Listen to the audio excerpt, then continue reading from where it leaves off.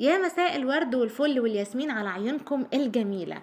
انا جايلكم النهاردة بخبر، يعني بصراحة عنوانه غريب جدا، انا استغربت منه قوي. عنوانه بدايته كده بيقول ايه؟ قال لي عايش شاي. ايه قال لي عايش شاي؟ يعني ايه عايش شاي ده؟ طيب، احنا طبعا مش عارفين، زي ما انا برضو ما كنتش عارفة في الاول لحد ما قريت الخبر وعرفت تفاصيله وقلت اجيلكم بيه. العثور على شاب مذبوح في حمام شقة صديقه بالاسكندرية. الخبر ده او الحادث ده حصل امبارح يوم السبت 3 يونيو 2023.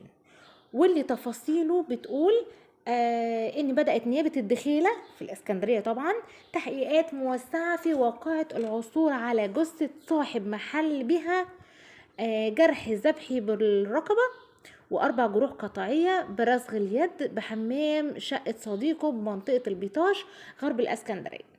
اللي تلقى الخبر ده اللواء خالد البراوي مساعد الوزير مدير امن الاسكندريه، حيث تلقى اختار من قسم شرطة الدخيلة بورود بلاغ من الأهالي بمشاجرة جوه شقة بعقار في شارع رجب الطلخاوي بمنطقة البيطاش وجود متوفي.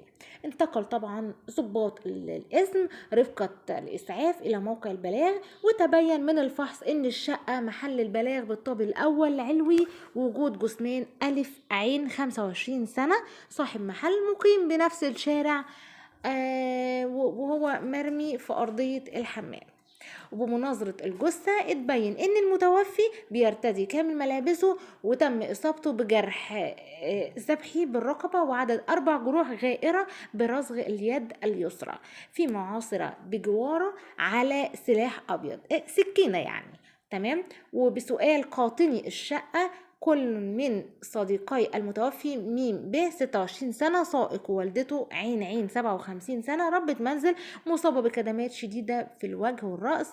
أشارت الثانية اللي هي والدة صديق المتوفي، قالت إن المذكور اللي هو الحد اللي لقيناه أو اللي لقوه مذبوح حضر عشان يبات عند صاحبه اللي هو ابنها في أوضة فوق سطح العقار.